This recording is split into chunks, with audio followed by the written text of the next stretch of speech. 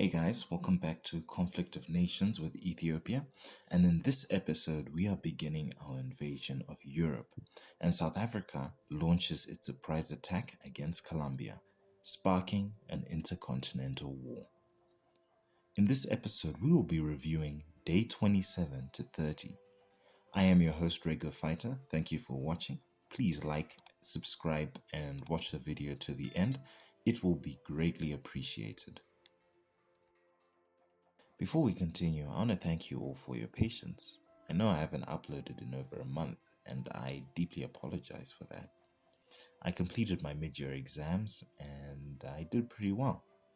School closed yesterday, and the August holidays have begun. I was sick with the flu for the past 2-3 weeks, so my voice wasn't there. But I have plans for both my channels this August and a huge update coming out for this channel next week. I hope you stay to see that.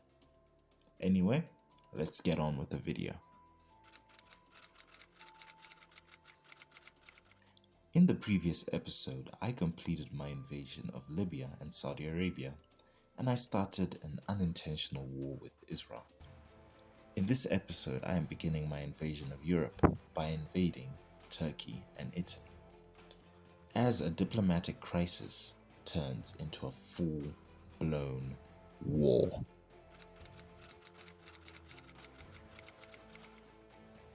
Starting off with the day 27. I started off by checking my intelligence gathered by my agents. It's an intercepted communication between Colombia and Japan. However, I didn't get much out of it, other than it seemed to be a misunderstanding. Meanwhile, in West Africa, the situation had escalated, and South Africa began his surprise attack against the lightly defended West African occupied Colombian territories.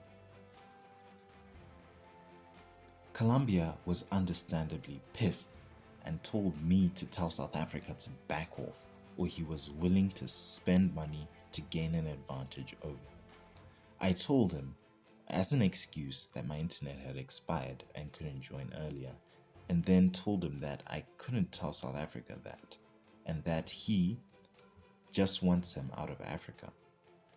I also told him that there's little trust between our coalitions, making sure to leave him an opportunity to reconciliate and make peace.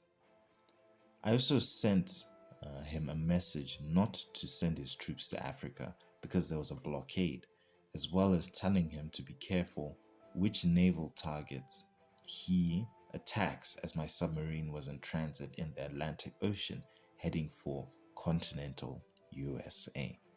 South Africa had already caused a lot of casualties in Africa by destroying his air force and infantry forces protecting the area.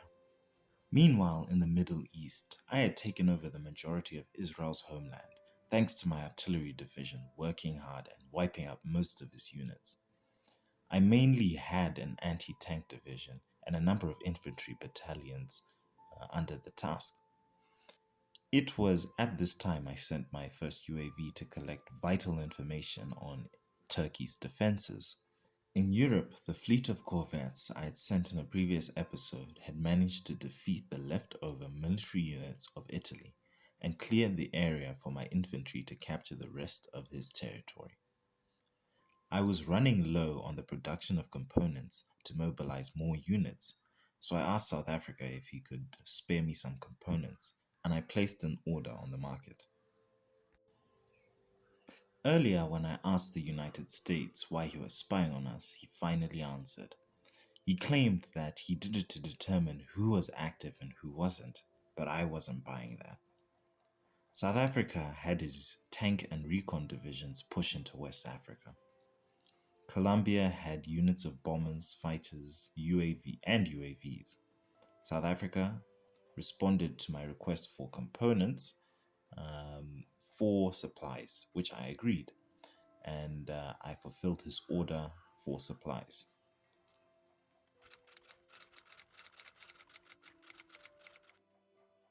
By the next afternoon, South African forces had taken control over the entire of West Africa. Ships off the coast and anchored in the Atlantic had cut off shipments of troops and supplies to West Africa. South Africa's surprise attack caught Colombia off guard. The losses to his forces in the Africa and in the Atlantic was catastrophic. In the Middle East, my troops secured Israel's entire territory, and in the Mediterranean, my forces managed to secure Sicily and another Italian island, landing on parts of his homeland. During day 28, I began to prepare for my invasion of Turkey. Turkey was my gateway to Europe, and the next step to my next target, Austria. Austria is a member of Colombia's coalition, and given his proximity to Africa, he was also a threat. He could come to Colombia's aid and attack South Africa or I. Ukraine wasn't as big of a threat because he was a relatively small country with a small economy and an army that didn't seem to be active or very active. I needed to invade Turkey as fast as possible because I wasn't sure when Austria was going to attack us. But I was sure of one thing: war with Austria was a huge possibility, and it was more than likely gonna happen. I started off by sending my units with the best health to the border with Turkey, and my units with bad health back to my capital where there was a hospital. I had drones fly over his cities to keep an eye out, and sent the rest of my air force to an airbase in Eilat, Israel. This marked much of my preparation for the day. Hey guys, thank you for watching up to this point. I really appreciate it.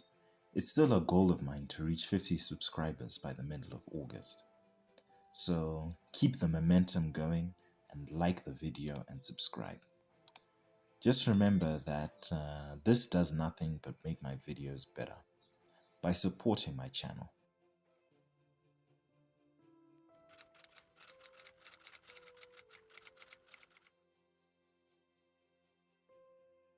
Day 29 would see more of my forces surround Turkey's territory.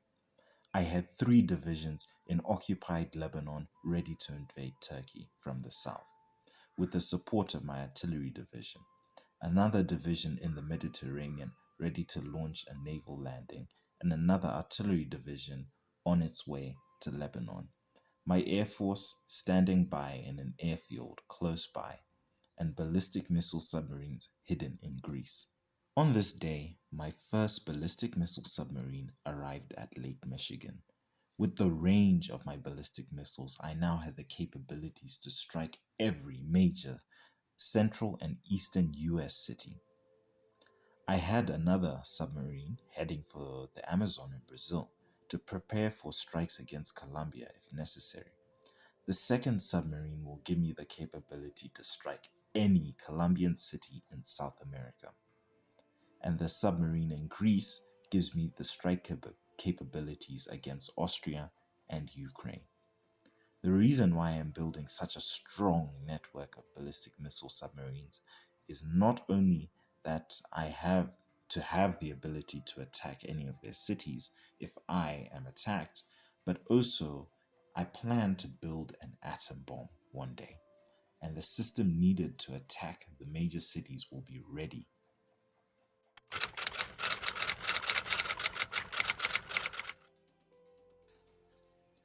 Day 30, the last day of the episode. The stage was set for the invasion of Europe.